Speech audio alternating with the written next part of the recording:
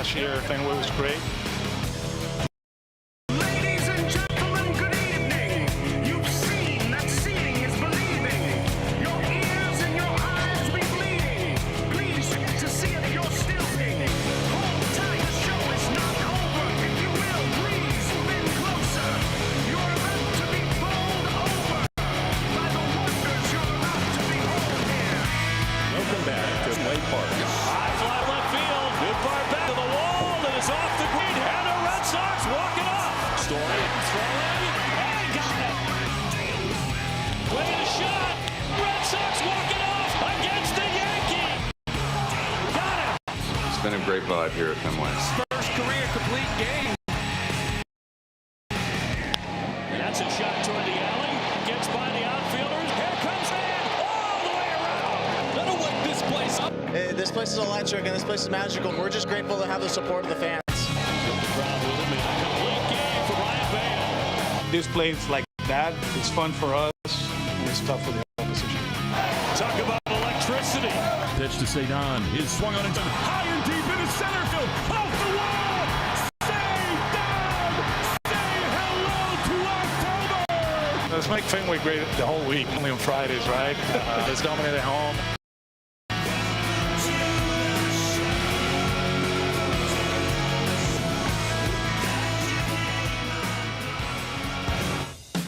Let's go. It is opening day 2026. I'll get you for a moment.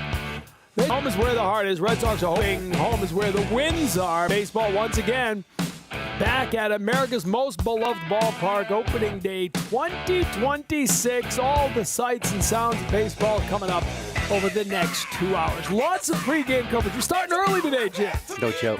Noon, we get on the air for a 2 o'clock start. Jonathan Papelbon in the house along with the Hall of Famer, Jim Rice. You know, we can be almost like Steve Lyons, right?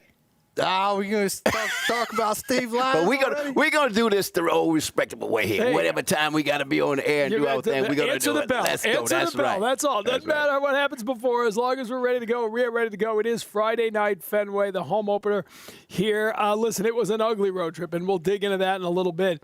But let's start with Fenway Park, because in a lot of ways, the season begins today. This is when you get home, you feel the fans, you feel new guys are going to step on the field at Fenway Park for the first time. It's special. I think it's more for the new guys than anything else, because the guys that have been here and they know how opening day is, and it's sort of like a tradition. When you come to Fenway Park, it's just like, I guess, going to any other World Series or even Super Bowl. It's just one of those things, you know? Yeah, well, I mean, it's time for the team to wake up a little bit, in my opinion. And it's time for them to start defending their home turf. Because if you can't defend your home turf, then you're not going to make it into playoffs this year.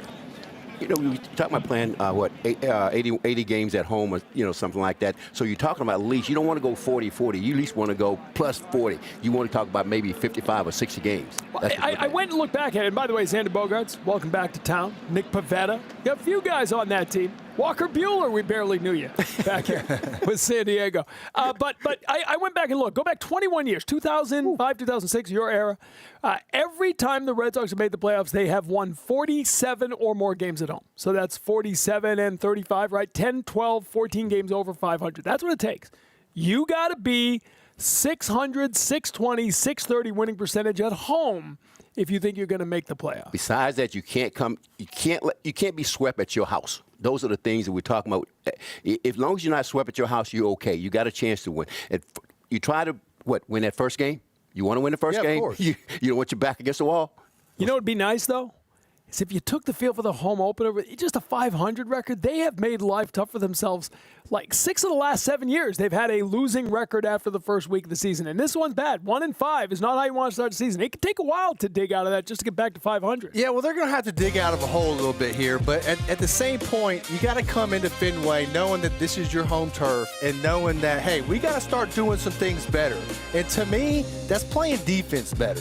When you're at home, you got to be able to play defense and put the pressure on the other team, Joe. See, he's a pitcher. He wants the defense. He doesn't want to give him a run. I'm more offense type of guy that if I give you runs, you can go out there and relax. You don't have to really go out there and try to throw everything on the corner and, not really make any mistakes. But the key thing here is that you got to be able to take care of the fundamentals. You got to be able to put pressure on the guys out there. If they haven't scored and you got a chance to score, you got to score it early and often. Here's the bad news. They ain't getting either. They ain't getting the defense. They ain't getting the offense. again, a very small sample, okay? It's not panic stuff. But while you don't panic, you do have to be concerned. You're averaging 11 strikeouts per game through 6. You've got 6 errors in 6 games, twice as many as you had at this point last year, and you led baseball in errors last year. That's not the way you want to start. Yeah, and you know what, TC? Errors tend to spill over in other sections of your game, right? So, like, you go out there and you make errors. Well, when you make an error in the field, Jim, sometimes that transitions to your at-bat at the plate. Yeah, that's, you know? Yeah. So we got to clean these things up, and if they're able to clean these things up, you'll start to see other areas of the game clean up as well. And being a hitter, it's the same thing like Pat was saying, that now instead of trying to get a base hit, I'm trying to get a home run, putting more pressure on myself. If I get a home run, if I made an error, that'll compensate. No. Go out there and get that contact as for getting the base hits and keep it going, things like that. But over the course of 162 games, you're going to make a lot of mistakes, but still, you as that person, you played the game of baseball, you should know how to make some kind of adjustment. By the way, Manny Machado's still going. After all these years, back at Fenway Park, playing with them. You know, you bring that up, Jim, the strikeouts, and Alex Cora was talking about this with earlier today. It's like, you don't want to strike out. Try to do more damage earlier in the count. I know he's speaking your language. Early. You're a guy who liked to swing early. You might get that fastball, the first, second pitch of the at-bat. You may not see another pitch to hit. But, Pap, I think a lot of guys say, well, we are taught now to hit the fastball. You're going to have more mistakes with other balls than the fastball. No one's going to throw you a fastball right down the middle and say, here it is, hit it. If you throw it down the middle, they want you to hit it into a double play or hit it at someone. You got to go up there and swing the bat, and you got to look in that box that everyone's talking about. Look for the baseball. Don't look for fastball. Look for baseball. And when you throw a pitch, I'm going to get a base hit or anyone else off your mistake, not your good stuff. Yeah, well, to me, Jim, with the whole ABS system now in place, as a hitter, you've got to go up there and be a little bit more aggressive. That's right. Because you know that there's a chance for a challenge. Mm-hmm. So you got to go up there and you got to leave the ball in your hands. You can't leave it up to the umpire's hands or ABS. That's right. More important to be ahead in the count than ever before. Correct. Right, because then you can get, it's that much tougher because you can't expand like you used to be able to. All right, between the two of you, I looked up 21 Fenway Park openers. Mm-hmm. What do you remember most about your early days? I know you don't remember specifics, Jim, but just the feeling of coming back to Fenway Park in the spring to play your first games. I really, I don't think I remember, like this morning I made myself an omelet. I can't remember what I did yesterday. 20-something years, Pap. Can you remember what you did? Jim, you're getting old, man. I am. Now, look, the one thing I remember about opening day is you got to come here and you got to set the tone. Right? It's your first opening day. It's first day at Fenway Park. You got to set the tone. And for me, I always wanted to get started off on a good foot. So I always wanted to be successful on opening day and have a good opening day. I think it started spring training, but when I got to the ballpark, my first thing was that I want to be able to make the first play to get my jitters out. And then after I get that out, I think if I got a left-handed pitcher out there, I think he's going to be in trouble. That's how I look at it. You had 4 saves. 4 games, 4 saves on opening day. Yeah. Set the tone. Roster move real quick here. Garrett Whitlock kind of knew this was coming, placed on paternity leave. Johan Oviedo, they thought he wasn't going to need any kind of IL. Well, he does. It's a right elbow strain. We'll learn more on that in a little bit. Zach Kelly back up from AAA. And Tyler Uberstein, who's a great story, cut from his college baseball team, kept grinding, kept after it, now called up to the major league team. Red Sox home after a tough road trip, ready to turn it around and reset at Fenway. We'll talk about it. The manager, Alex Cora, joins me next.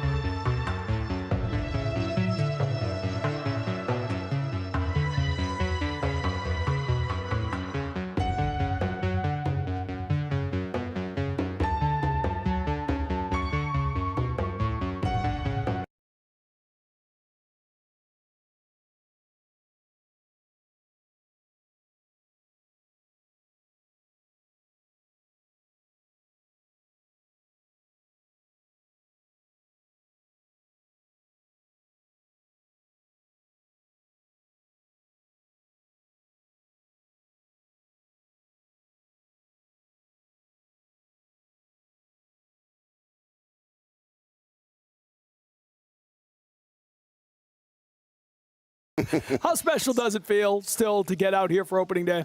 No, it's you never take it for granted, and you guys have been part of this for a while, right? And you just come here, and it's special, right? The fans are out there early. I got here like around 8, and there were people around here just walking around, hanging out, and it's a cool day for everybody. The families, they're all here. The boys are excited, and cannot wait for the opening day ceremonies.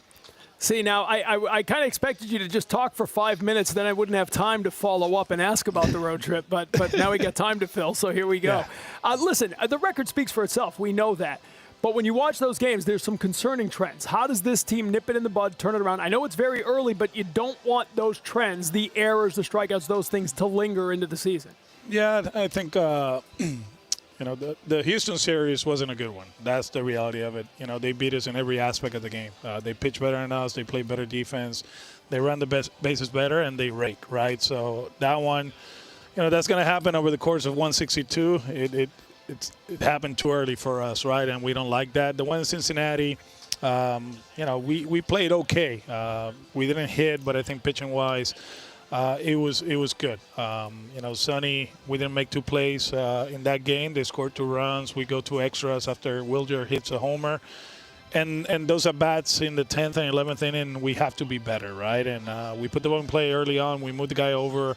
We score. You never know what could happen. But that happened, and we have to improve. And, that's something that, in this game, I always believe in, we always talk about, what's in front of us.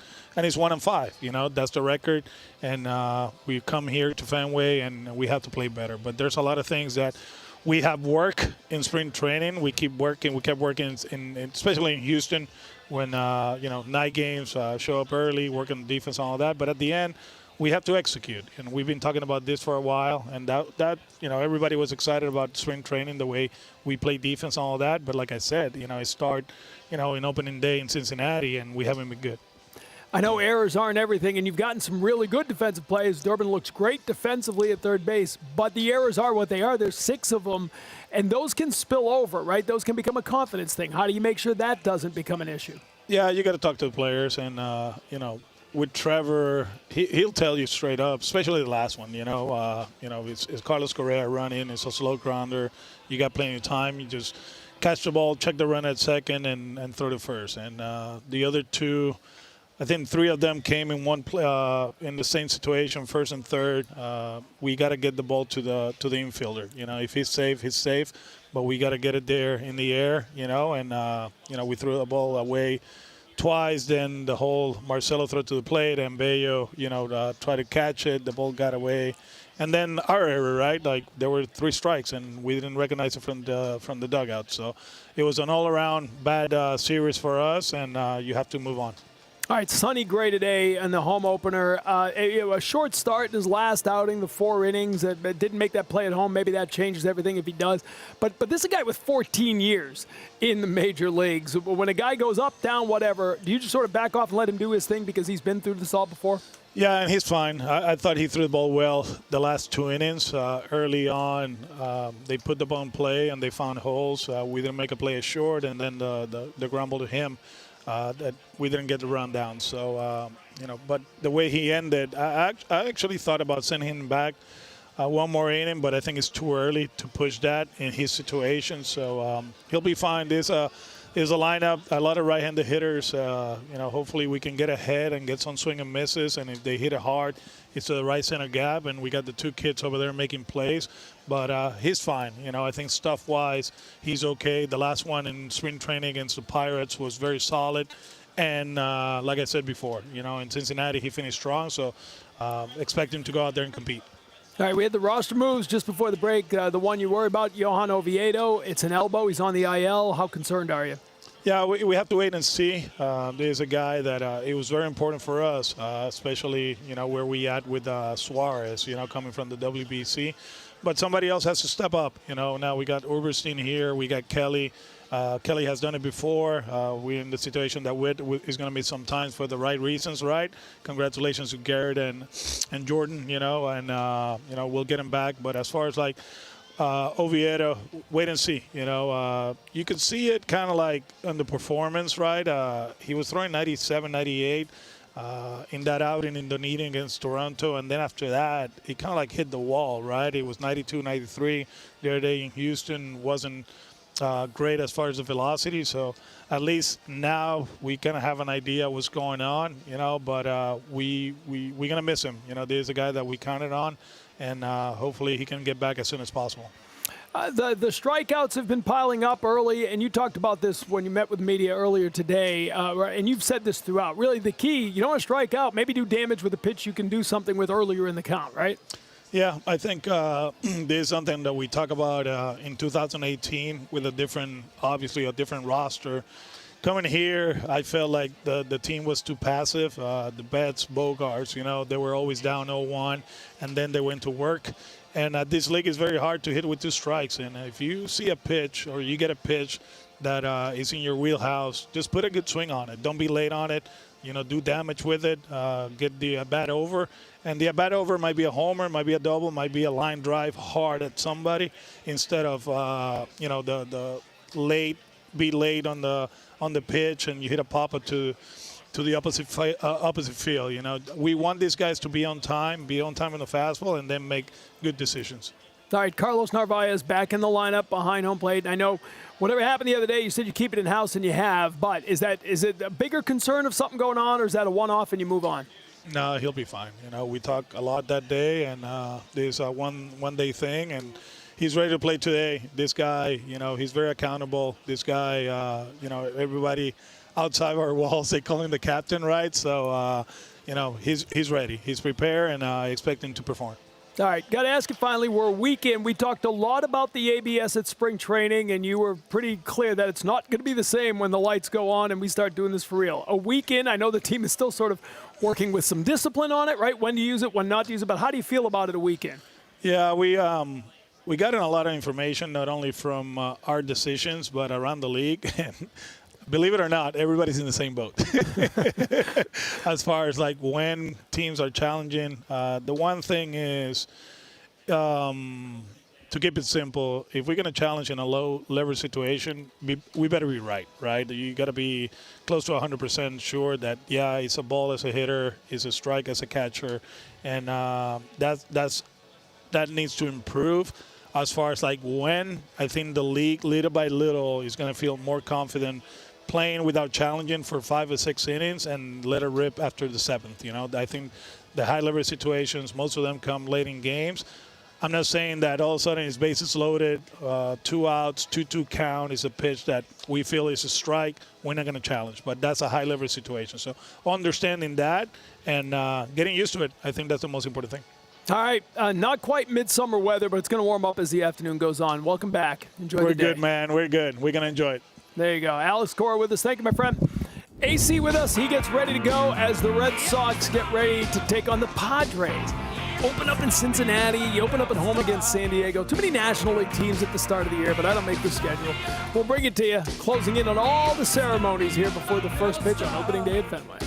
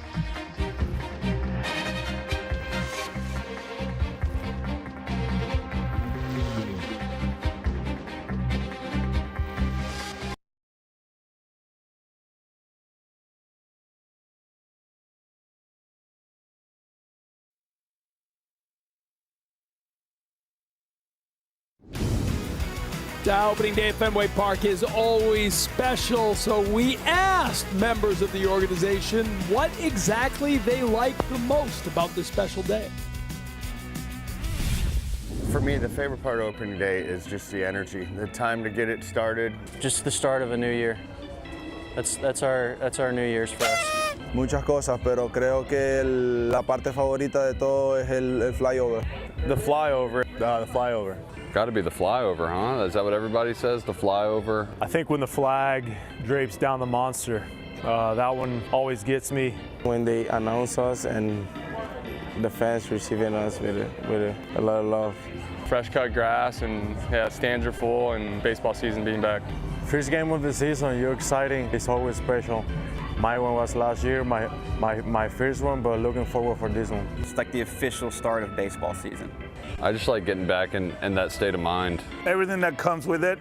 There's only one opening day, and we try to enjoy it. Just what's to come, a new season. It's an exciting time in Boston, and everyone's fired up for that. And we're going to bring you all the sights and sounds of that ceremony and then the game itself, where William Abreu will try to continue his red-hot start. Red Sox and Padres, opening day 2026. Our coverage continues.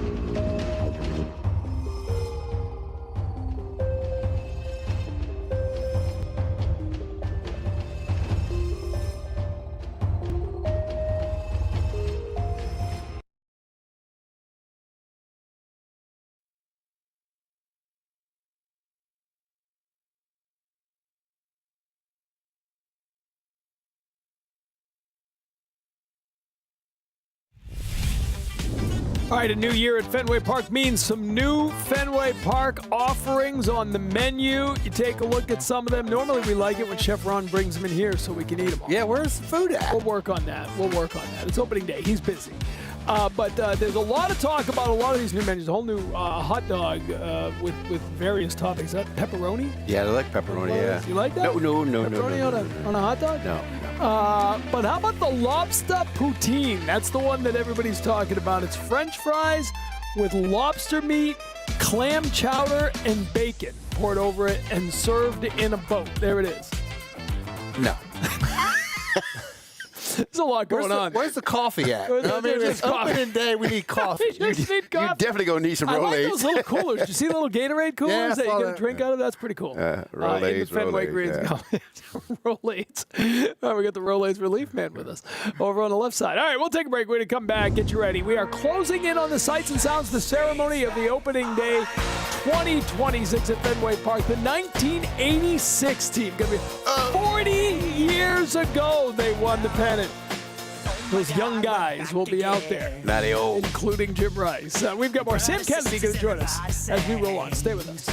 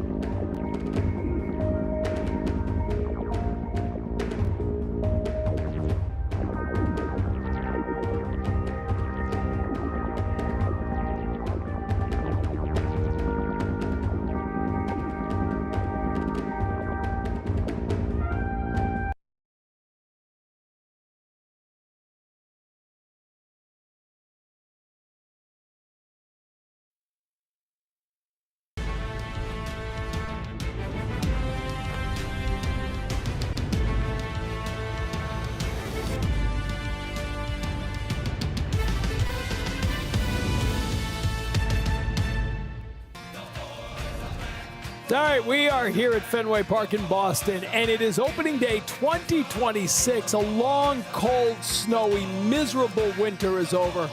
Now you can settle in and get ready for summer with baseball. Opening up a 6-game homestand to begin the Fenway schedule, and the Red Sox and Padres is where it all begins. First pitch still about an hour and a half away, but a little over an hour away until they start the ceremonies. We, of course, will bring that all to you. It's Red Sox first pitch presented by Rodenheiser Home Services. Tom Caron, Jonathan Papelbon, Jim Rice with you. Baseball back in Boston. Last year, Red Sox 48-33 at home. We talked about that. You want to go to the playoffs, you've got to win games here at Fenway Park. You got to win at Fenway Park, but you want to win everywhere, but you got to win here. These are the things that you can have the momentum with yourself as far as the fans behind you. You play at your ballpark.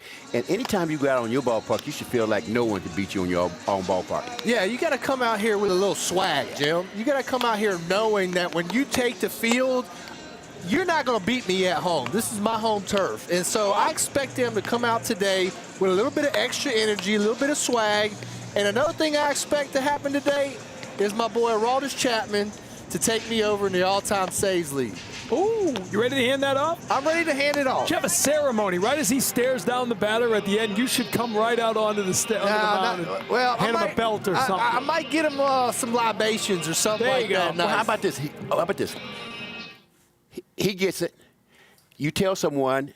He looks up here, and you look down there. He stares at you. You glare stare at him. each other. Yeah, that's a little much. I think I'm just going to give him. That might be a little much. I think I'm just going to give him a nice bottle of whiskey or something. Let's do that. 1986, 50th anniversary last year of the 75 team. This year it's the 40th anniversary of the 86 team. You'll be heading down to be part of the ceremonies in a few minutes. Get up with some of your old teammates. Yeah, Tommy would send me all the guys that are coming, that are here. And you think about it, we have lost a lot of players also from the 75, 86, and it just seemed like that. I'm just grateful just to be able to see those guys and be able to be here myself. And then next year we'll have the 07 team coming together. Yeah, Jim, we're getting old, man. We're getting old. Wait a minute, why you gotta say we? Because it's we. No, it's we. It's all of us, all right? None of us are getting younger. There's no doubt about that. You start getting those 10, 20, 30-year reunions, you start feeling old. No doubt about that. Red Sox and Padres are the game on hand today. We've got all the coverage coming up as we roll on. Sam Kennedy going to join us in just a moment. Dwight Evans, Red Sox Hall of Famer, should be Major League Baseball Hall of Famer, should be in Cooperstown. He'll be joining us, talk about that 86 team. Tom Werner going to be with us on set as well, and then we will go live to the opening ceremonies. But as we stand here now, it is the Red Sox looking to get the season on track with a Fenway Park win or 2 or 6 over the course of the homestand. Jahmai Webster joins us on the field with more. Jahmai? Yeah, that's right, TC. How about they just start racking them up? That will certainly feel good around here for the Red Sox as they get ready to open up the 115th home opener at Fenway Park, especially after just going 1-5 on the road to start this year. Alex Cora has talked multiple times about how you want to go 500 on the road and you want to dominate at home. Well, this is the first of 81 on their home schedule, and the Red Sox have a chance to start things off right. The greatest fans in the world, so can't wait. I think for us, obviously, we wasn't the road trip that we were expecting, and it just simply wasn't the standard that we hold ourselves to. So to be back here, to be in front of our fans, get an off day yesterday, I think it'll be a nice little reset and great to kind of just feed off the energy of the fans at home. It's always good to be home. Just a special place with special fans, and we're hoping for a special season. So.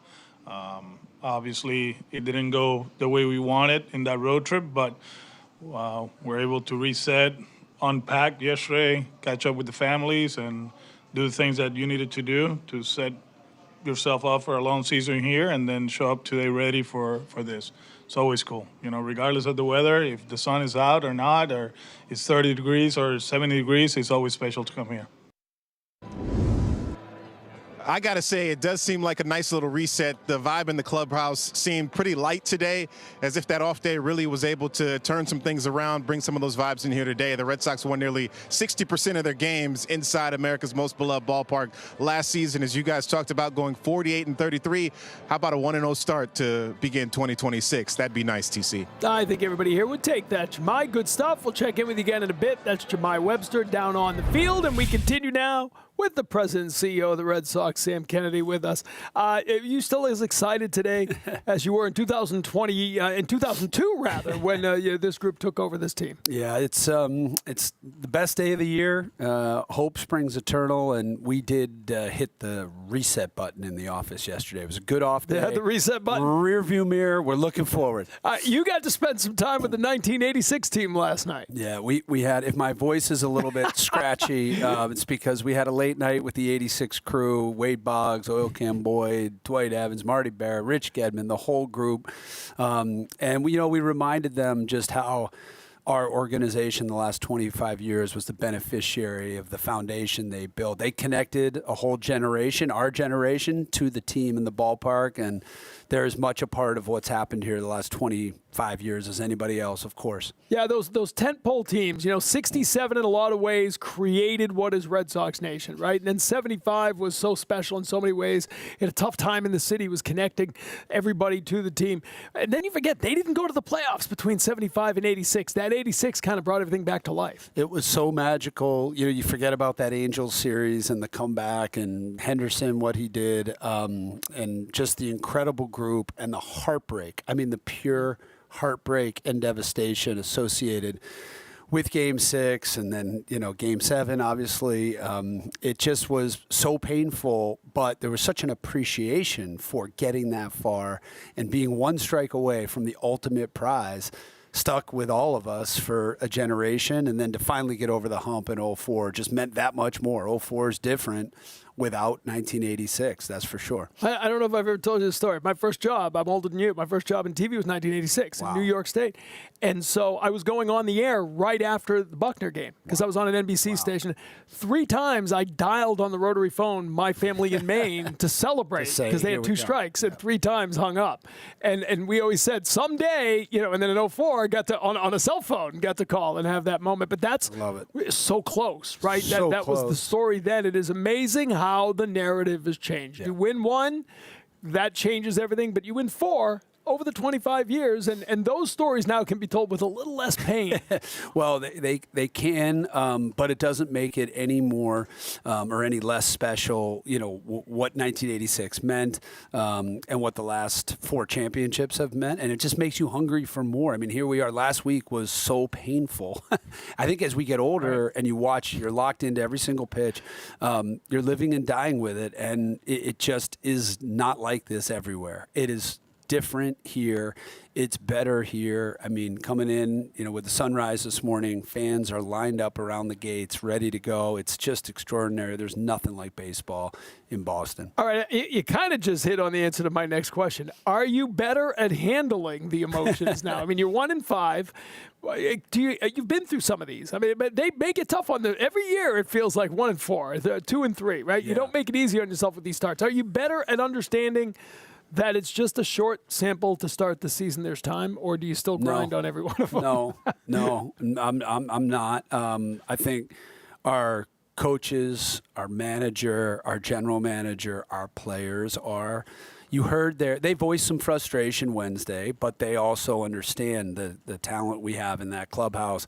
They understand what this team is built to do, so they're ready to move on. But when you're, watching every game on TV, or you're sitting in the stands or sitting in a box and you can't control anything that's happening, it's really hard. And I do think as you get older, you appreciate things more, and you also don't know, when this magic carpet. It's been 25 years for us, TC. We don't know when this magic carpet ride is going to end. We hope never, but it's just been so magical, so special. A lot of time for reflection, and last night sort of brought it all home for us. 25 years, it's a milestone, obviously. You look around this ballpark, I was thinking about it today, like what this ballpark looked like 25 years ago. I know that was a mission when this group came in to save this ballpark and renovate it, bring it back to life. You have. How proud are you of what's gone on behind us? Well, it's extraordinary for generations that grew up coming here. and this current generation that has lived through these last couple of decades, and we're all very, very proud of the next generation of fans will be able to experience our beloved Fenway Park and turning it into a modern-day ballpark while preserving some of the old traditions, some of the discomfort that you have in some of the areas, but there's just nothing like playing a game here, the intensity, the knowledgeable fan base, and the ballpark itself, just in terms of the experience. It's as much a part of our DNA as the team. I think fans growing up here fall in love with the ballpark and the team, and that's what makes it so special. Thoughts on the ABS system so far? I love it. It's more. It creates such fan interest and intrigue and such in-game decision making and high leverage decision making. We've early kind of gotten punched in the face with it, and so we're making adjustments, but I think it's great. And I really love how fast it is, how quick it is, because we do not want to slow games down any more than we have to. So certainly adjustments need to be made on our side, and we're doing that, but it's a great new element to the game. The experience in the ballpark, if you haven't been to a game yet, first of all, it's pretty cool. Everyone's looking up at the scoreboard together, and you get the ooh as it comes out. It's great for the fans, and it also shows how incredible these players are at recognizing the strike zone. I mean, it's just whether it's the catcher or the hitter. I do understand from our analytics folks that pitchers are maybe not the best at determining, because they think everything's a strike. Yes, exactly. And so it's interesting to see how quickly they go to the appeal, and it's been interesting to watch, and we're going to have to see how it plays out and how we use that strategy as we go forward. All right, real quick. Baseball's on a bit of a roll here. World Baseball Classic got a lot of buzz, so you begin the season here with a lot of excitement. We really do. It was so fun to see all of our players represent the U.S., but also represent the other countries. I was rooting for Venezuela there and watching Willier. It was just awesome seeing Miami on fire like that, a packed ballpark with the best energy you could imagine in a baseball environment. A couple years ago, I went to Puerto Rico, Dominican. Theo Epstein this year went to the final. He said he's been to a lot of baseball games. He said he's never experienced a baseball atmosphere like it. And you were talking about March. It's amazing, but it matters. It's finally hit its stride, and we're 20 years into the WBC, and I think it's just going to go from here. Wilson Contreras said he won a World Series with the Cubs, and he said, I've never experienced anything like it. He's wiping tears away between pitches before the game was over. It's remarkable. It's an exciting thing for the game. Good stuff. Sam, welcome back to Fenway. Thanks, TC. You too. Sam Kennedy with us here, opening day 2026. We're going to look back on 1986, and yeah, we know how it ended, but some of the moments leading into it were special. Dwight Evans, such a big part of that. More home runs than any other hitter in the American League in the 80s. He's going to join us in just a bit. Red Sox First Pitch is presented by Rodenheiser Home Services, trusted heating and AC experts in Massachusetts for over 95 years.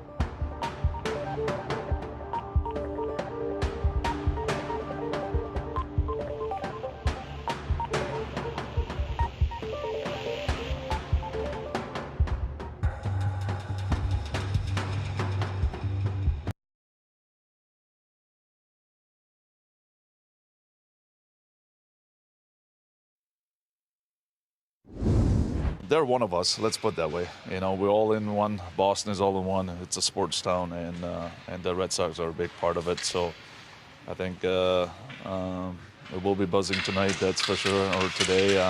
Nice to see baseball back in our town, and I wish the Sox all the best this year. I know they didn't start the way they wanted, but I think it's good time now to start at home, a new streak, and hopefully for a good season.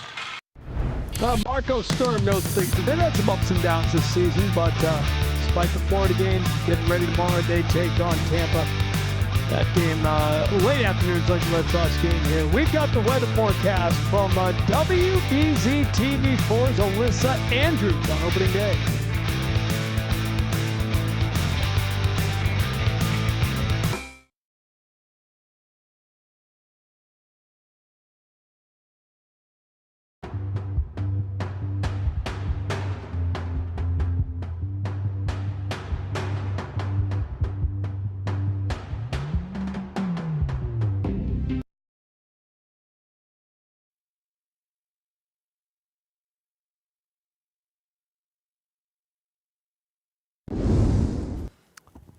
Time for our Heat Zone. It's presented by Rodenheiser Home Services, trusted heating and AC experts in Mass for over 95 years. Red Sox at home were hot last year, 48-33. Again, I told you, go back the last 21 years. Whenever they have won 47 or more games at Fenway Park, they have made the playoffs. Every year they haven't won 47 games or more at Fenway Park, they have not made the playoffs. Pretty simple formula. Win the majority of your games at home, and you got a good shot at making the playoffs. Time to go fair or foul.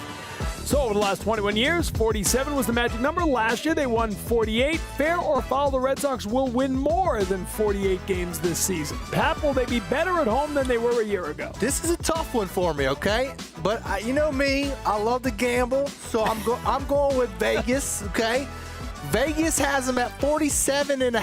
Oh, they're good, aren't they? So I'm going fair, baby. Taking the over. Jim? I'm going fair. Give me a reason why. Because it's a long segment. Well, it's not that long. Let's say so. It's like they want to win, and you know you're at home. You got to take care of your home, and you got to play together. Like and Alex was saying earlier, we got to play as a team. We got to stop making too many mistakes. And when you make mistakes at home, magnifies, and when the fans will let you know. Yeah. So you don't want to do that. You want to go off and just get. That's why they've had more errors at home the last few years than they have on the road because they'll press a little bit. I'll say fair as well because I still think this team is going to make contact. It's not going to be a strikeout team. I know they're striking out right now, and that'll play well here. Put the ball in play, things happen, bounces around off the wall.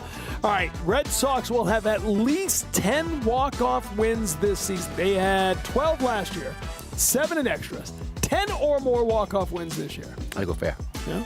You like them late in games. 10 or more walk-off wins, Jim. Yeah, I'm going foul on this one just because I am planning for them to start beating up some teams at home, okay? It's about time, okay? The time has come. When you come into Fenway Park, you're going to get your butt whipped. So I don't see many walk-offs this year. All right, I'm going fair because I'm going the other way. I think these are going to be tight games. They're pitching and defense oriented. They don't have the home run power they had the last couple years. I think they'll be close games. They're going to have to win some. Walking off. I don't worry about the 10th inning more than anything else. Yeah, let's do it at 9. Yeah. There you go. Got the perfect one for this. Next, fair or foul, Pap will drink at least 6 cups of coffee over the course of the day today. Fair. I don't care. They could have said 12 cups of coffee. I still would have taken the over. Well, I'll tell you what. I'm at 5 and I'm telling you, 5 1/4 right now. And it's still an hour and 12 minutes until first pitch. So take the over. I think that's a safe one. We will be beamed up and ready to go for this one. As the Red Sox get ready to take on the Padres, we will have all the opening ceremonies for you live right here on NESN as the day rolls on at Fenway. You never take it for granted, and you guys have been part of this for a while, right? And you just come here, and it's special, right? The fans are out there early. I got here like around 8, and there were people around here just walking around, hanging out, and it's a cool day for everybody. The families, they're all here. The boys are excited, and cannot wait for the opening day ceremonies.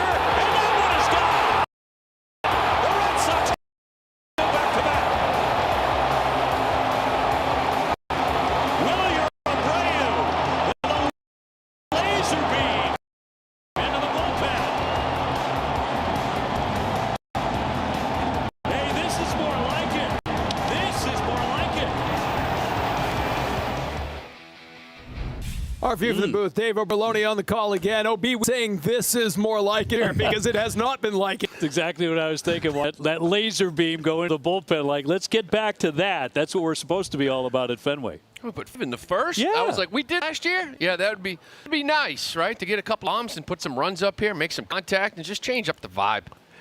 Listen, you guys have been doing this a long time as professionals, but you're both from here. What's opening day mean to you guys? How about you? I mean, getting a chance to play opening day, showing up in uniform for opening day. Three different ways, right? Yeah. As far as like being a fan, being a kid, growing up in Framingham, and just knowing it's opening day for the Boston Red Sox. And I know we're honoring this 86 team. That was kind of right when I hit my fandom. Thanks to guys like Jim Rice. And then being as a player, being here, how special that is, kind of looking out and seeing your high school buddies in the crowd, and you're like, what am I doing here? Right, I'm playing the Red Sox, and now here again, it's really special. It just continued for a very long time for me. Man, for me, it was Christmas morning. I never got a chance to see a game in person at Fenway Park, but could not wait to get the score. Could not wait to watch the evening news and see Bob LaBelle give me the score and the highlights. I mean, I lived for that stuff as a kid. Wished I could have been here. Wished my dad would have taken me out of school one time. My folks, like everybody else, were always working, but it was Christmas morning for me. Yeah, we couldn't afford it. We didn't have that kind of money come here on opening day as a kid up in Maine, but always so special to turn it on. Feel like summer's over. What are you looking at me? What? It was only 25 cents in your day. Yeah, I didn't have 25 cents.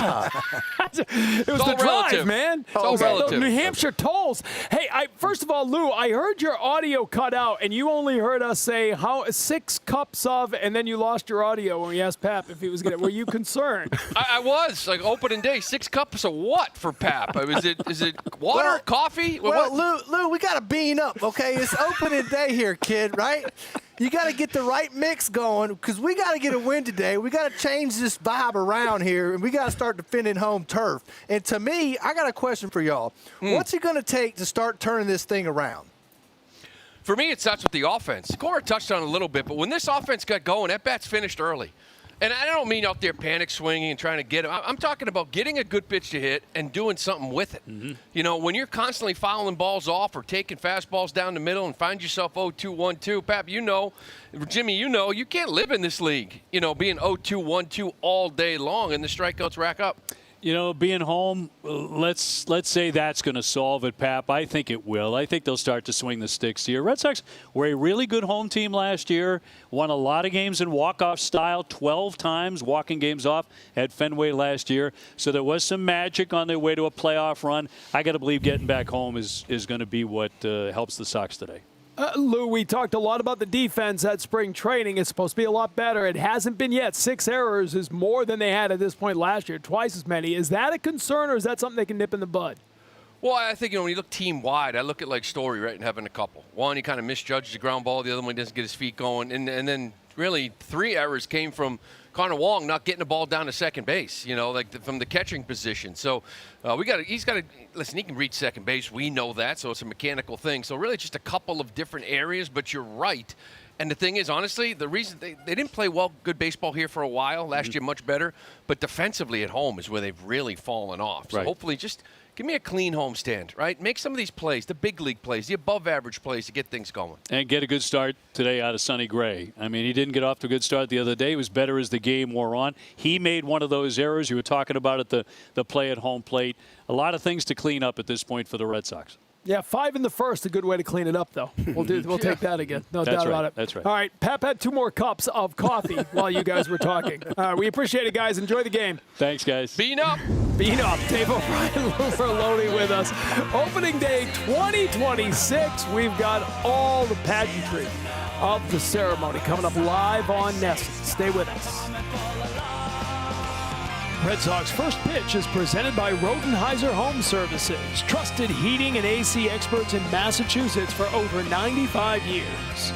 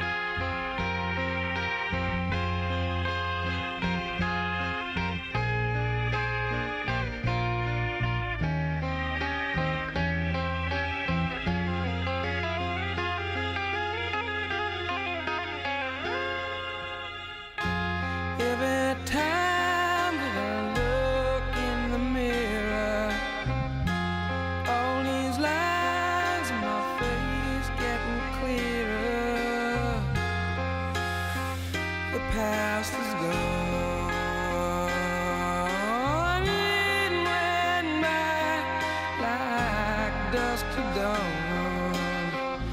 Isn't that the way?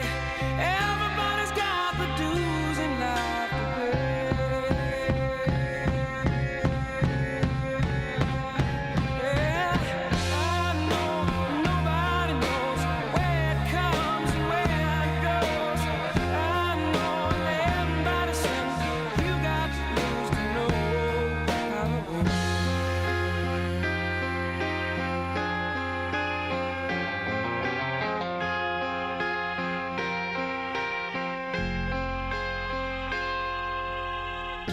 Half my life's in books, written pages. Live and learn from fools and from sages. You know it's true. All the things come back to you.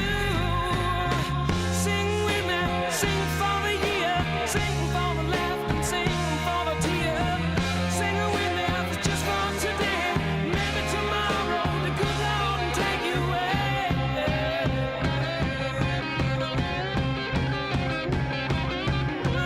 Dream on, dream on, dream on. Dream it out and dream come true.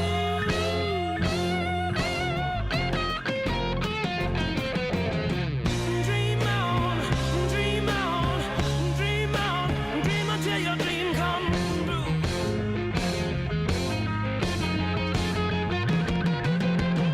Dream on, dream on, dream on, dream on, dream on, dream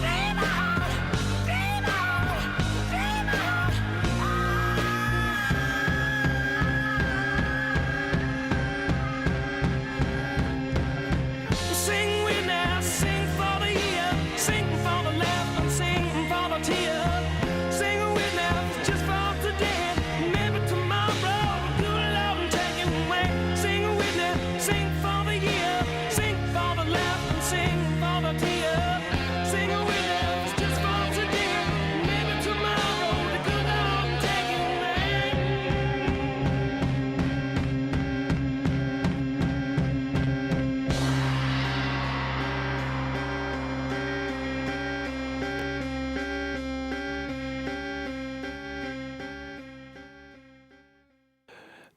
You know, players have if players have a walk-up song, you should just have that play when we walk into any room, anywhere. Tom Warner, Red Sox Sharon, 25 years, man. Does it feel like it's gone by quickly? It does feel that way, and unfortunately, time compresses. I watched that, and I think this happened like 4 or 5 years ago, right? You know, It is incredible. If you start unpacking everything in there, you look at a lot of different things. And I was talking to Sam before.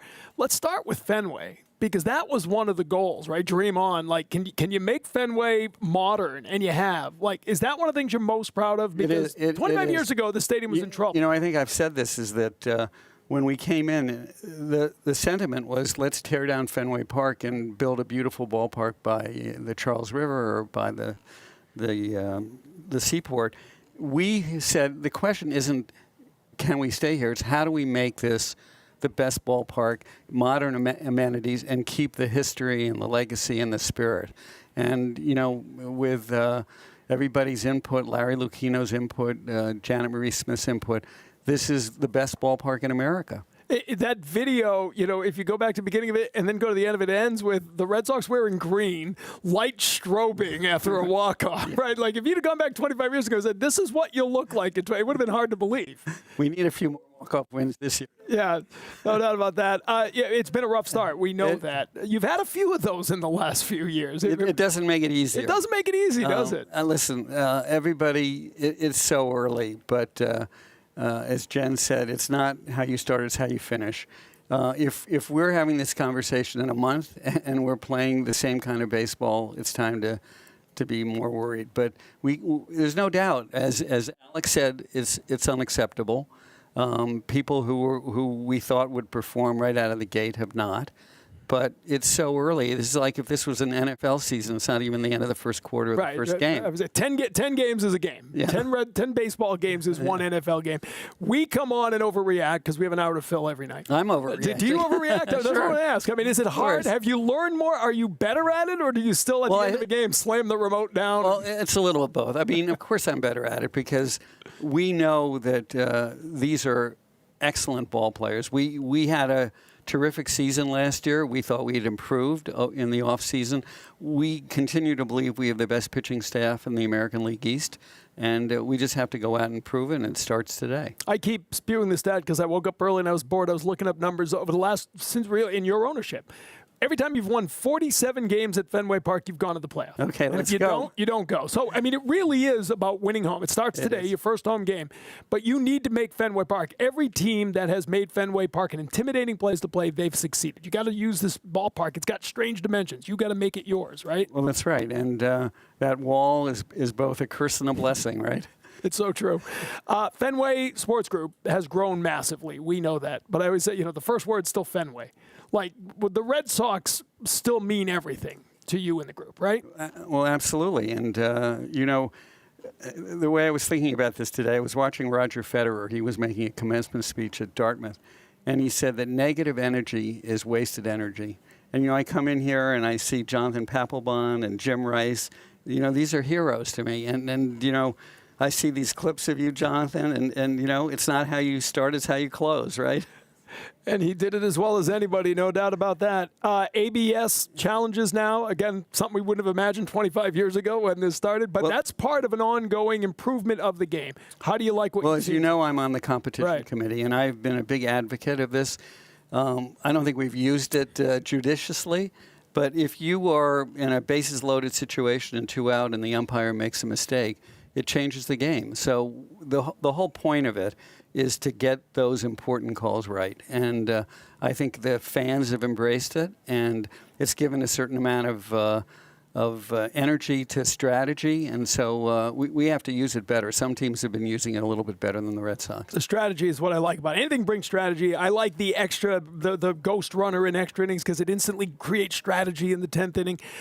So you add all of that up and the pitch timer and everything. How good do you feel about where baseball is at right now? Baseball is enjoying, I wouldn't even say a resurgence, but between the World Series last year, which was just fantastic, the World Baseball Classic, which was incredibly entertaining.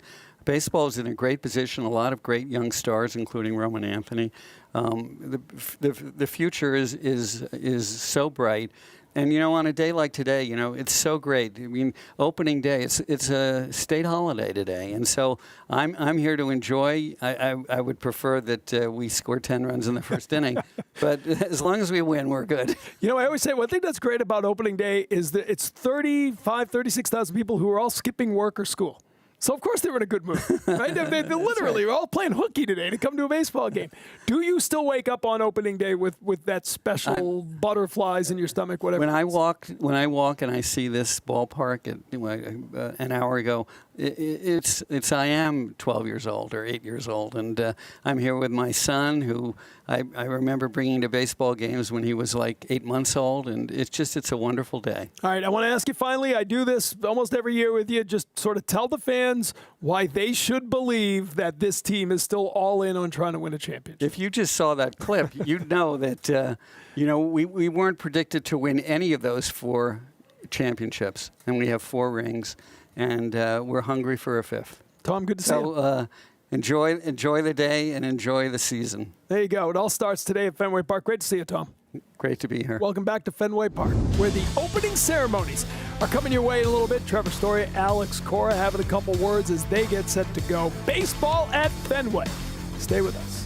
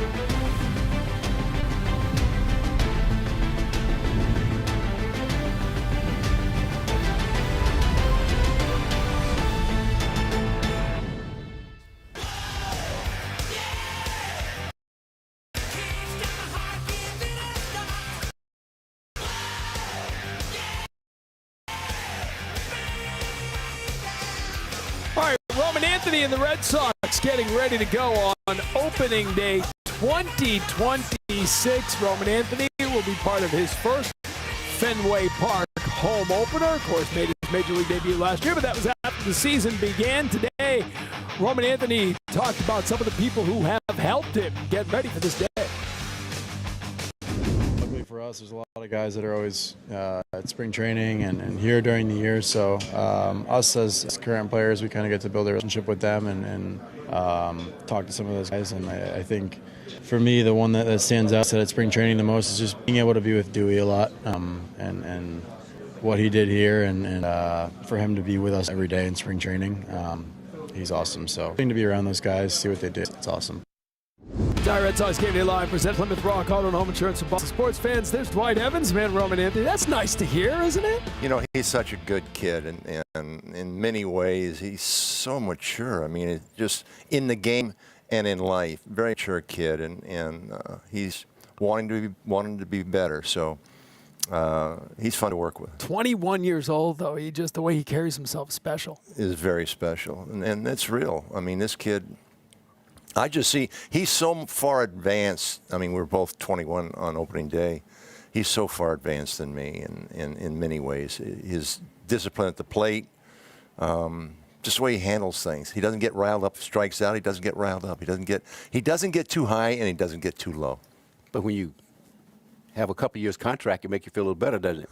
Well, there's no doubt about that, right? And that seems to be where this game is going now, by the way. You lock these guys up young because you don't know what can happen with free agency. You guys are going to both head down in a few minutes and be part of the ceremony on the field honoring the 1986 team. Does it feel like 40 years? Man, it's gone by so quick. For me, it's gone by quick. And, yeah, I just seen the guys down there that we played with, and guys have changed, you know, and last year it was 75, and there was a lot of changes there, but today, for us, there's some changes. You'll see, Jimmy. I'll see. You'll see. Well, I think that's what's really interesting. A year ago, you were here with the group of guys you really came into the league with, right, when you were young players. Now, you get 86, you guys were veterans by then. It really is, in a matter of 1 year, we're seeing two reunions, but they were the two ends of careers. And you forget that they weren't in the playoffs in between. Like, that 86 team kind of brought this all back to life because it had been a little while there. It had been 11 years. You know, we played in that playoff game against the Yankees in '78, but, you know, 11 years. And the team that we had, I was just talking to somebody earlier about the team that we had from '75 to 1980. I don't know how we weren't in another World Series. It was a great team, and it's sad that we weren't. But 11 years, it's not easy.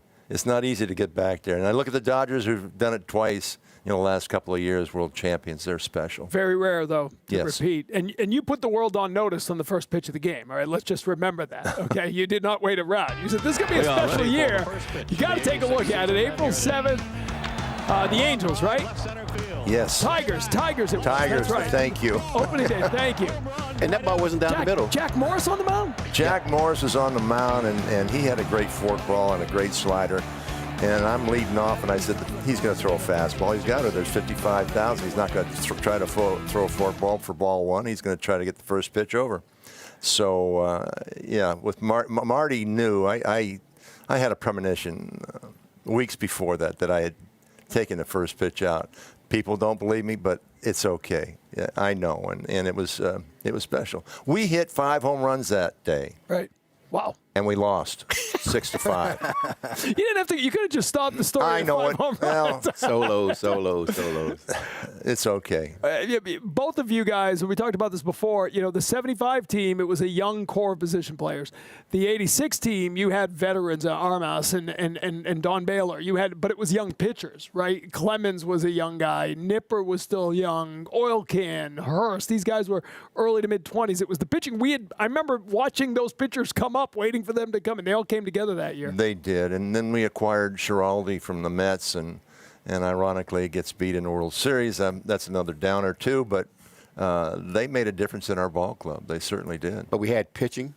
We didn't make any errors, and we scored a lot of runs.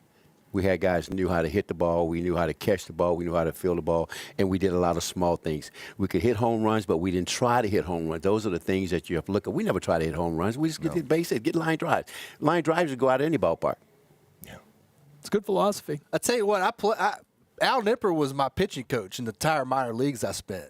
And all he used to talk about was you guys, man. And I personally wish I would have played in this era, TC. I really do, because I love the era that they played in.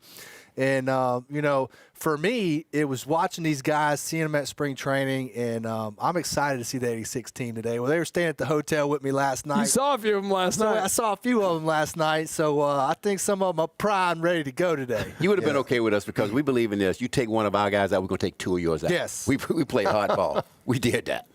Well, you're going to see a team that's put on a few more pounds. All of us. So you can still recognize them, though. That 86 team, and we know how it ended. And what I've always said was the disappointment of losing is obvious.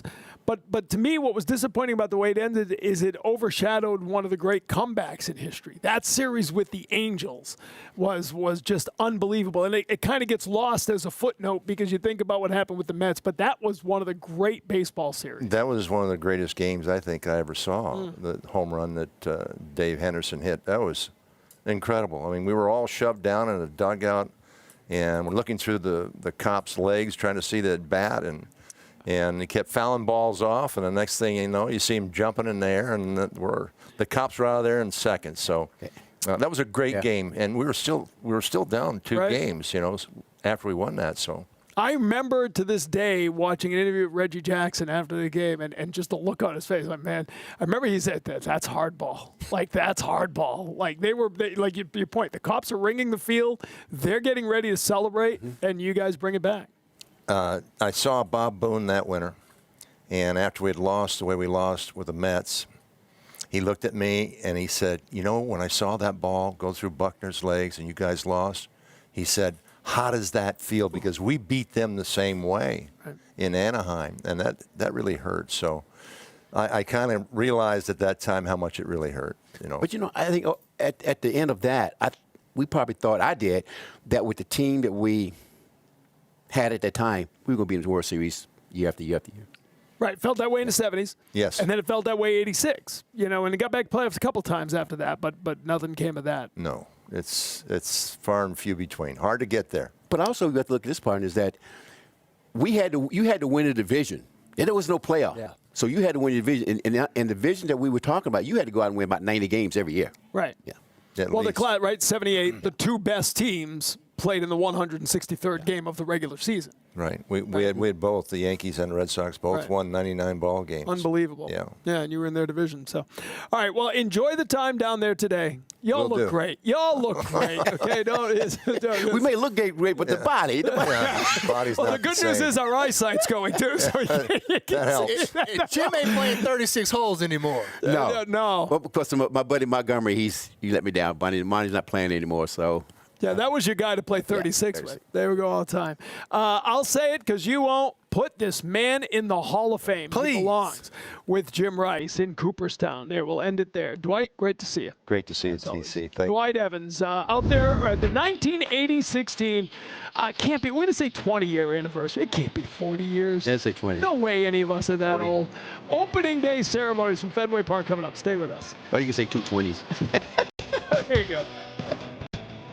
Red Sox Game Day Live is presented by Plymouth Rock, auto and home insurance for Boston sports fans.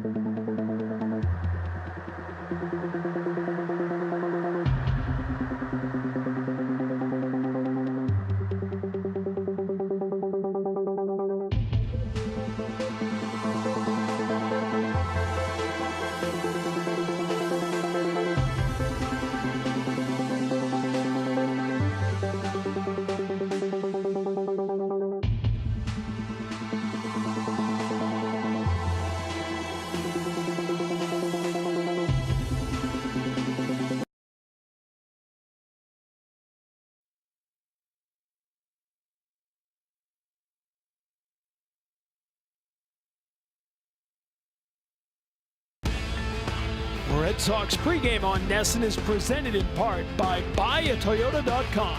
For offers not seen on TV, visit buyatoyota.com. Saturday on Dining Playbook, they're stepping inside Tuscan Brand's newest concept, Sorella. Check it out Saturday morning at 9 on NESN and streaming on NESN 360, presented by your New England Chevy dealers. All right, the music, the tempo picking up here at Fenway Park on opening day, getting ready for the ceremonies. Less than a half hour away now. We check in on the weather forecast with WBZ TV4's Alyssa Andrews.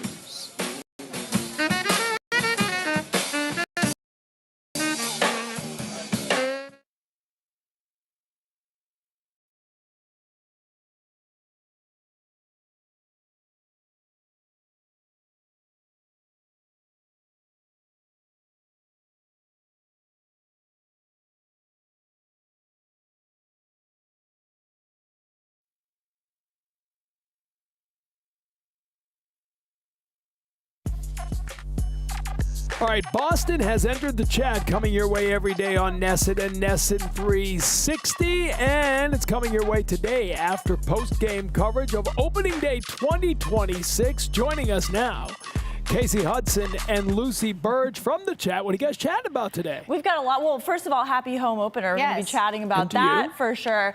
The vibes were very high just to start the day. I just tweeted, "Can I get a Go Sox?" And the responses were unbelievable. It was Go Sox just from start to finish. So we're going to keep those vibes going. See, look at this. Good morning. Can I get a Go Sox? And the people responded. And they said, "Go Sox, go Sox, go Sox." And it's just the weather's a little cloudy, and I think the vibes are going to get higher and higher as we go throughout the day. So good morning, Go Sox, Casey. I think you were a bright spot in the day. We got a lot of great guests per usual on Boston has entered the chat. Legendary Mo Vaughn is going to join us. I'm sure a number of Red Sox fans remember this insane day and play, April 10th, 1998. Of course, we're going to pick his brain about this. We're going to re-show it, but you guys, the best part about Boston Center, the chat, is that it is interactive. So when we have him on, your voicemails, we can play them for him. So any questions you have, any favorite moments you had watching Mo Vaughn, we can do those in Boston is under the chat. And my Webster joins us. Last week, that was loads of, because you're getting the pulse way today versus them being owed and Devin Marrero to break so much more. So you're not going to miss the action. 617-582-2428 is how you can insert yourself into the chat today and bring us all of your thoughts for opening day, your opening day rituals. We've talked about that quite a bit. We're going to get Lenny's opinion on opening day rituals. It's going to be a very exciting show, so make sure you guys call us with your voicemail, 617-582-CHAT. That's 2428, and tune in because we cannot wait to connect with you guys after, hopefully, a big Red Sox win. Yes, and wherever you find us, YouTube, social, wherever, hashtag NESN chat. You call Mo Vaughn live. This is an opportunity to ask Mo Vaughn about his go-ahead grand slam, about anything you want about opening day. Hashtag NESN chat. Give us a call, leave a voicemail. We can't wait to hear from all of you, and happy home opener. Sending it back to you, TC. All right. Can I get a Go Sox? Go Sox. There you go. Thank you very much. Starting Ace is brought to you by Ace Ticket, Boston's ace for tickets. And you take a look at Michael King. He's going to be fired up. Rhode Island native, went to Boston College. He gets to pitch on opening day at Fenway Park. Sonny Gray, meantime, he's ready to go. I asked Alex Cora about Gray on Friday Night Fenway. I thought he threw the ball well the last 2 innings. Early on, they put the ball in play and they found holes. We didn't make a play as short, and then the ground ball to him that we didn't get the run down. So, but the way he ended, I actually thought about sending him back one more inning, but I think it's too early to push that in his situation. So he'll be fine. There's a lineup, a lot of right-handed hitters. Hopefully we can get ahead and get some swing and misses. And if they hit it hard, it's to the right center gap. And we got the 2 kids over there making plays. But he's fine. I think stuff-wise, he's okay. The last one in spring training against the Pirates was very solid. And like I said before, in Cincinnati, he finished strong. So expect him to go out there and compete. All right, our hot take is presented by Wasabi Hot Cloud Storage. Sonny Gray last year was the pitcher in the home opener, opening day actually, for the Cardinals. And he got the job done. 5 innings, couple of earned runs against the Twins. Listen, guy's been through 14 major league seasons of this. He's not going to be overwhelmed by any of this. Yeah, TC, I mean, this is something he's done before, and he's a stable veteran. So he's going to have to go out there today, for me, and what I look at is take his sinker and throw it with his sweeper, okay? Because you got a lot of right-handed batters in this lineup.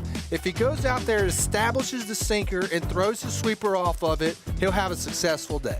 Interesting when we talk about these guys and sweepers now, because that, I feel, is part of the ABS challenge that's going to change pitching, right? If that's breaking outside, that inside-outside edge now is tighter. Yeah, well, but he's going to have to start the sweeper on the plate, right? And take it off of it to get swings. But to me, it's going to have to also go out there and establish, hey, I want to get the first guy out of every inning, okay? If he does that, he'll be a lot more successful and will be able to carry the team later in innings. We were talking about this before from the hitter's perspective. From a pitcher's perspective, I feel it's more important than ever to get ahead now. Yes. Like 0-1, no question 1 and about 2. Now you can maybe get the guy to expand a little bit. But if you're ahead, he's not going to because he can tap his helmet. Yeah, well, and especially later in the game, right? For your relievers and your closer. If you don't get ahead, now you take ABS into the situation, okay? And when you take an ABS into the situation, it's going to be a little bit hairy because now guys can, in a big situation, challenge a call. And you never know how that call can go because the pitcher, to me, can't challenge, right? It's got to come from the catcher. Right. Well, first of all, pitchers think everything's a strike. Of course. Second of all, your max effort, you're moving all over the place. By the time you look up, the catcher's holding it in the middle. It looks like a strike. Yeah. It didn't look like it when it got there. Couple roster moves today. Garrett Whitlock placed on the paternity leave list. We expected that. Johan Oviedo placed on the IL with a right elbow strain. We did not expect that. Zach Kelly recalled from AAA Worcester along with Tyler Uberstein. Oviedo to the IL, as we said. Alex Cora telling us on Friday Night Fenway. They'll have to see, but his velocity dropped way down over the last couple starts. Yeah, and I was watching this, sitting there saying to myself, something's got to be wrong, right? Something's happening here because as a pitcher, you don't go from throwing 97 to 93. And when I was playing, every time I felt something wrong with my elbow, my velocity would drop. So that's a tall tale sign, and hopefully it's just a minor injury or a strain and he can come back and start getting his velo back, because nowadays if you don't have your velo back and you try to start nibbling and you don't get those strikes, ABS is going to come in and you're going to fall behind in counts. Now we're going to talk about that in a minute. We're going to come back, dig into that ABS. Pap really getting his first chance to talk about it on our airwaves, so we will do that as Red Sox fans are rolling into the ballpark for opening day 2026. Red Sox Game Day Live is presented by Plymouth Rock, auto and home insurance for Boston sports fans.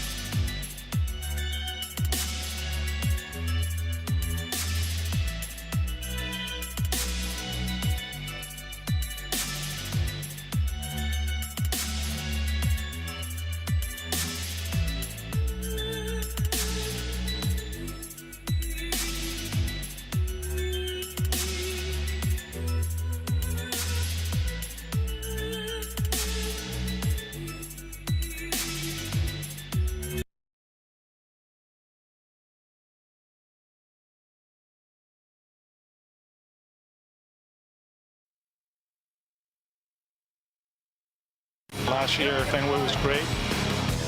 Ladies and gentlemen, good evening. You've seen that seeing is believing. Your ears and your eyes will be bleeding. Please check to see if you're still breathing. Hold tight, cause the show is not over. If you will, please move in closer. You're about to be bowled over by the wonders you're about to behold here. Welcome back to Fenway Park. High fly ball left field. Good far back to the wall. And it's off the green. And the Red Sox walk it off. Story throwing. And got it.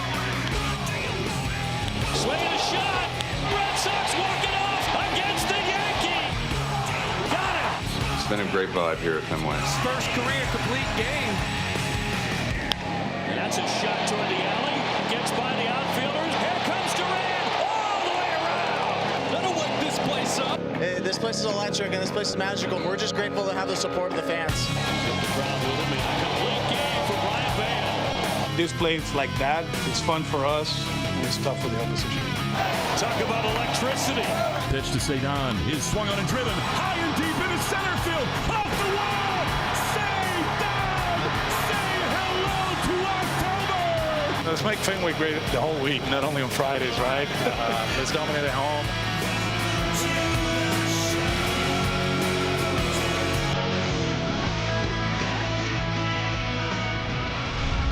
That'll get you fired up for opening day, all right? The Padres in town. Xander Bogaerts is back. You remember Xander Bogaerts, his first opening day, he was 21 years old, same as Roman Anthony today. So he was asked about the similarities. I don't think so. I mean, I think it's a little different. You know, he came up and got an extension right away. It was not. I can't relate to that. So that probably comes with a little bit more on his shoulders. You know. I mean, he might be the face of the team right now, right? I mean, when you think that all that happened last year and whatnot, I mean, he's probably the guy. I would guess. I have no idea, but he's a really good player, man. Really good. I never met him. I never played with him in the minors or anything like that. So I don't really know the kid, but all I do know is he's very good at baseball, and he seems like a nice kid also, from what I've heard. It was definitely nice, you know. I mean, you know, a lot of memories, a lot of years that I've been here, you know, part of this whole organization, this ballpark. So yeah, it was definitely nice last time, yeah. Does 4 years now feel like forever ago? It kind of, you know, it kind of. I don't miss this weather, I can tell you that, you know. Yeah, this is Boston weather in April. Now, he remembers our Clubhouse Insider now brought to you by JB Sash and Door. Energy-saving Marvin windows. Visit jbsash.com. I want to dig into that ABS with you a little bit here. We talked about this earlier. And this was, to me, the entire thing, right? Major league debut for Ryan Watson, bases loaded. He thinks he's got strike three, and they have to check again, and no, it's not strike three. And so then that's another clip of Anthony. But the thing, Ryan Watson twice thought he struck out a guy with the bases loaded in his major league debut, and then he got the ground ball out, so good on him. But you know, you're an emotional guy, Pap. When you're a closer, you strike out a guy, you take 2 steps to the dugout thinking your job is done, and they say, no, come on back, that was the ball. Well, you just said it, TC. You have to be able to control your emotions in here with this ABS, okay? Now, when you think you have somebody struck out, and then all of a sudden you get a challenge, and you have to go back and say, oh, no, he's not struck out, you have to reset, okay? You have to reset your mind and reset your body to go back and get the guy out again. And that's a hard thing to do. And these players are going to have to get used to that. If you don't challenge something and it's a strike, then where are you at? So to me, it's a tricky situation, and you got to be able to be quick with it, right? You can't hesitate. You got to get the tap real quick, and so that's another part of the equation. But to me, we're going to have to learn a little bit how to use this. The other part of it is you only got 15 or 20 seconds to regroup as the pitcher, because now is the pitch time, and that's about half the time you took between pitches. Yeah. But the reality of it is, right, like if you have that letdown even for a second thinking you got the job done and now you got to fire back up, you got to throw that pitch in about 13 seconds. That's not a lot of time. No, it's not a lot of time, and you have to regroup. And a lot of times when a pitcher has thinks thinks he has a strikeout, and then now all of a sudden he doesn't, that changes a lot of momentum, and it's a big swing in the game. So you have to be able to control that, and that's to me one of the hardest things about ABS. Yeah, even you think it's 1-2, now all of a sudden it's 2-1. That's a completely different place to be when you're taking on a guy. You also get a guy on the offensive side in Caleb Durbin who's over 18. It's the longest run to start this season in Major League Baseball without a hit. So he's got 18 at-bats without a strikeout. He's a new guy on this team. You know he's feeling the pressure coming in the Fenway. Yeah, well, to me it looks like he's putting a little bit too much pressure on his shoulders. You know, new team wants to come out and do good. Well, listen, Caleb, you have to go out there and just try to start putting the ball in play first and foremost, right? You got to get the bat off the shoulders, and sometimes a little bloop hit, a little, ground ball, C&I, it helps. And then the line drives start coming. So let's start putting the ball in play first. It's funny, right? Spring training, you scald the ball and somebody tracks it down and catches it in the outfield. Like, that's a hell of a spring training at bat. I feel good. They go on for real, give me a little number, let me get on base. I need a hit. Doesn't matter how it happens. That'll get everything going for Caleb Durbin. We'll see. It happens today. The home opener with Sonny Gray on the mound, getting out there, getting ready to get loose, and we've got the ceremonies leading up to that first pitch coming up. Red Sox pregame on NESN is presented in part by JB Sash and Door, New England's premier Marvin dealer for windows and doors. Visit jbsash.com.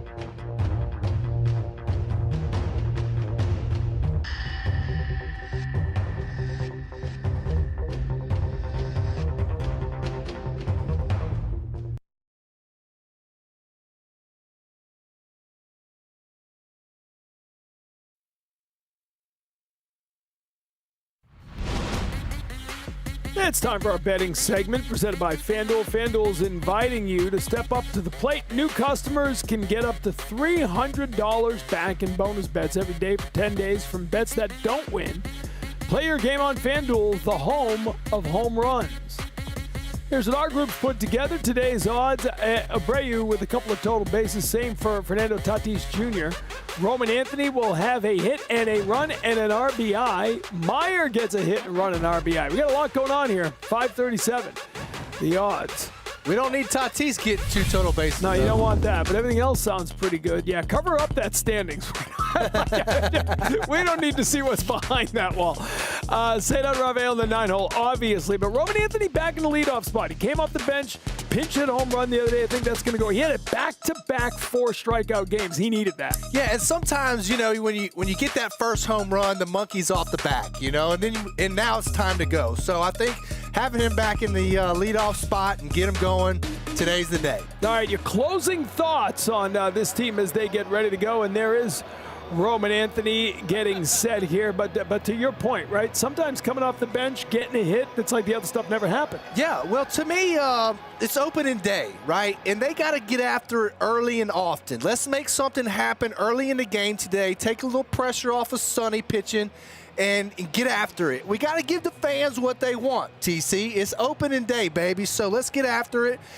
And we got to clean up all 3 phases of the game. And finally, my final closing thought is get Chapman in the game and let him break my record. Or pass me up on the all-time saves lead. Get it over with quickly. Yes, please. All right, we'll see how that plays out. That could happen today. We'll see. Pap with 4 saves on Fenway Park opening days over the course of the season. Last year they got 5 runs in the first inning. I'm not saying they got to do that again, but a couple runs early on will go a long way towards letting everybody relax. Yeah, it'll go a long way, and it'll help settle Sonny into the game. And Sonny, I think, will have a great game if we do get a little bit of lead early in the game. All right, before that happens, we've got the ceremonies going to highlight the 1986 team that won the pennant and brought the Red Sox back to the playoffs for the first time in 11 years, and then it'll be Red Sox baseball. But stay with us. We've got that opening ceremony coming your way live right after the break.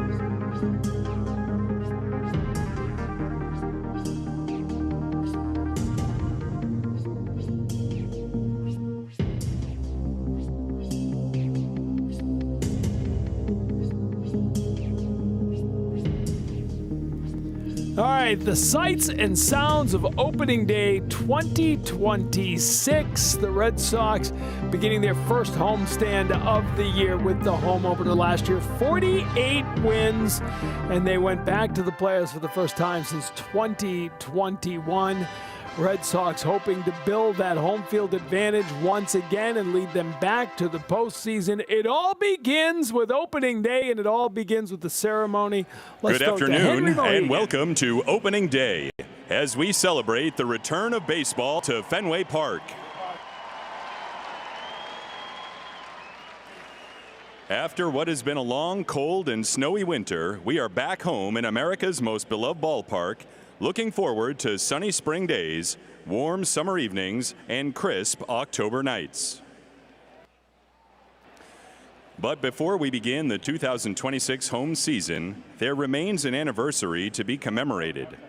In 1776, our country declared its independence, uniting the 13 colonies in a fight against tyranny and founding a republic built upon the principles of liberty, equality, and a government of the people.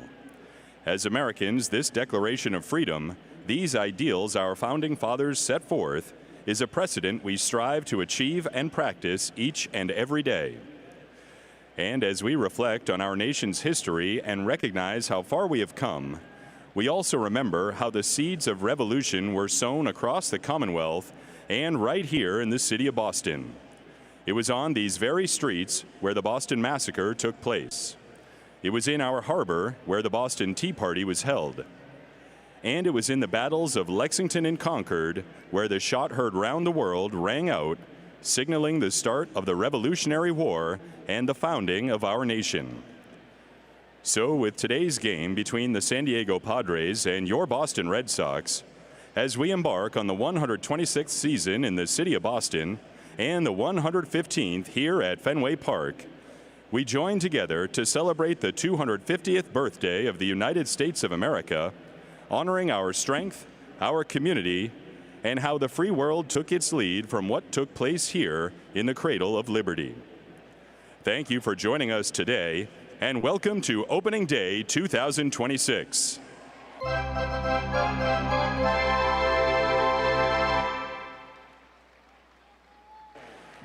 Now let us begin today's ceremonies by meeting the visiting San Diego Padres. First, the Padres staff, coaches, and reserves.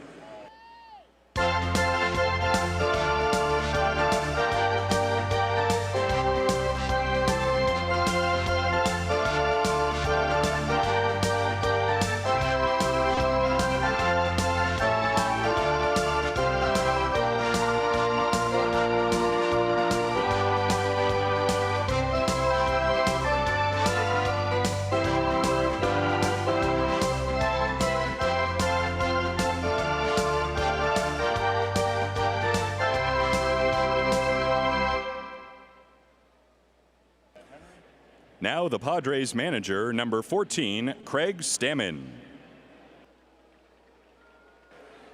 And his starting lineup. Leading off, the right fielder, number 23, Fernando Tatis Jr. Batting second, the shortstop, number 2, Xander Bogaerts.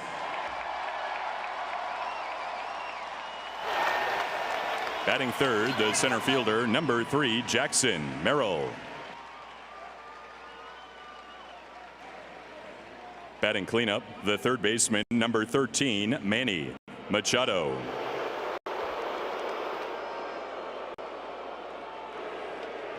Batting fifth, the left fielder, number 5, Ramon Laureano. Batting sixth, the designated hitter, number 41, Miguel Andujar. Batting seventh, the first baseman, number 30, Gavin Sheets. Batting eighth, the second baseman, number 9, Jake Cronenworth.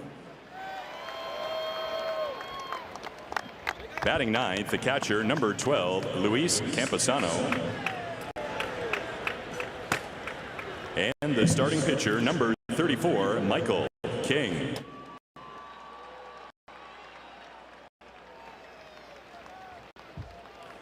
And now it's time to welcome the 2026 Boston Red Sox.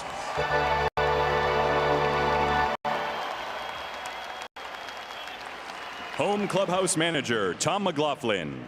Assistant home clubhouse manager, Josh Liebenow. And visiting clubhouse manager, Pookie Jackson. The sports medicine and strength and conditioning staffs.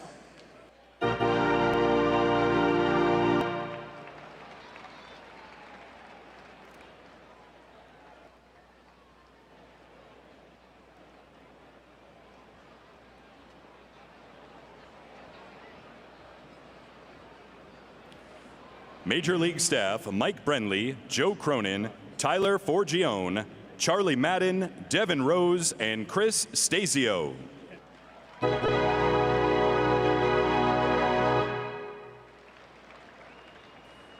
Next, we greet the coaching staff. Bench coach, number 60, Ramon Vasquez.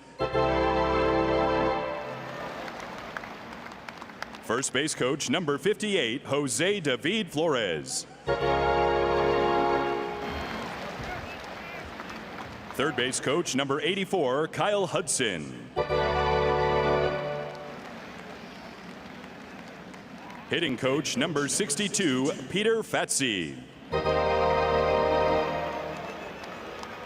Assistant hitting coach, number 88, Dylan Lawson. Assistant hitting coach, number 85, John Soteropoulos.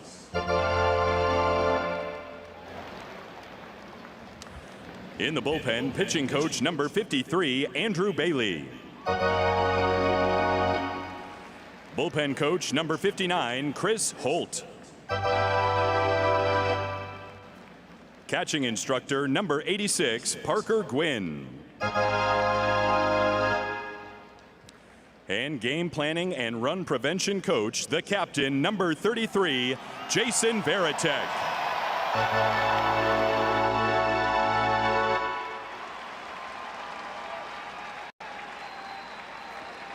And now the players. Infielder, number 2, Isaiah Kiner-Falefa.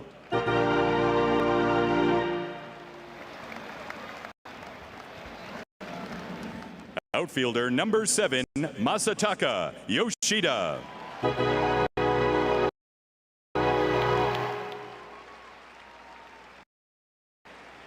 Catcher, number 12, Connor Wong.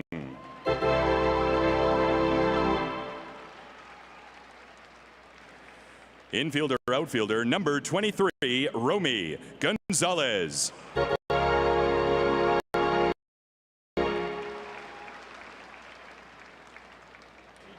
Infielder, number 32, Andrew Monasterio.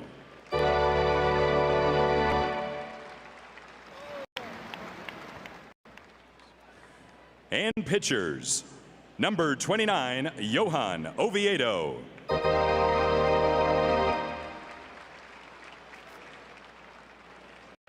Number 35, Garrett Crochet.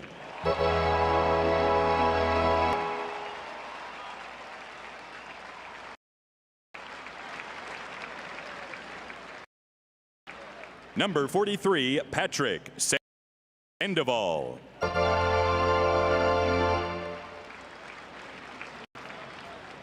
Number 44, Araldis Chapman.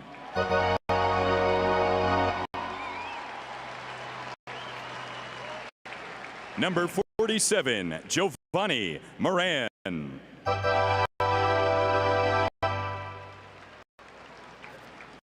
Number 50, Cutter Crawford.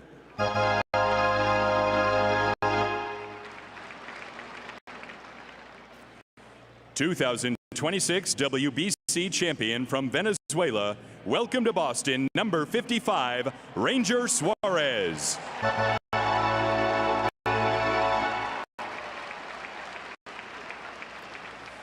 Number 56, Ryan Watson.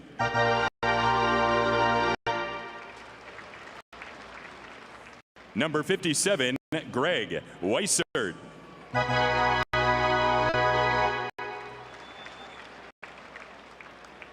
Number 63, Justin Slayton.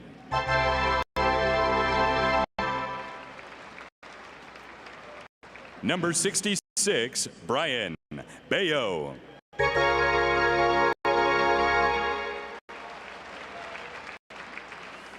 Number 67, Danny Coulomb.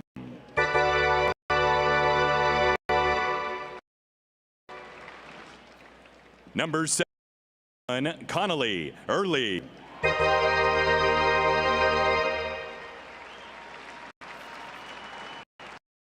Kelly.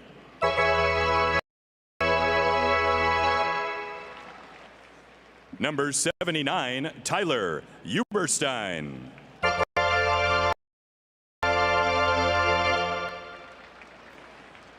And number 89, Tanner Houck.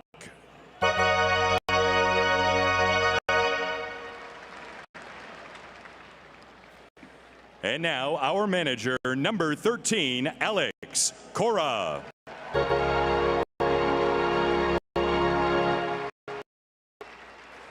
And his starting lineup. Leading off, the designated hitter, number 19, Roman Anthony.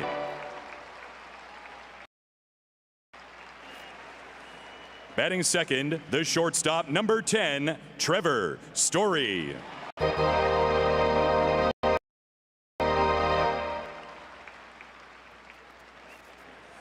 Batting third, the left fielder, number 16, Jaron Duran.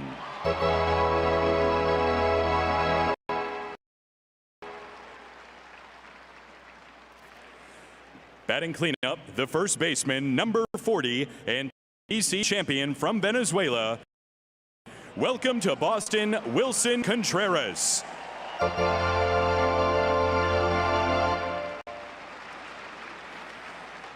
Batting fifth, the right fielder, 2025 Gold Glove Award winner and 2026 WBC champion from Venezuela.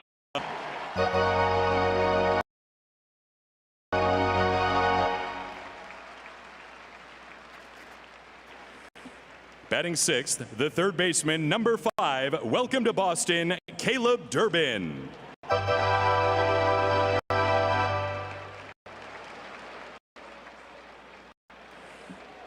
Batting seventh, the second baseman, number 11, Marcelo Meyer.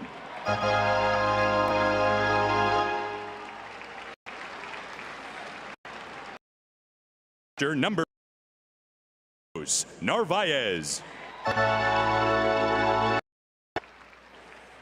Batting ninth, the center fielder and 2025 Gold Glove Award winner, number 3, Cedon Rafaela.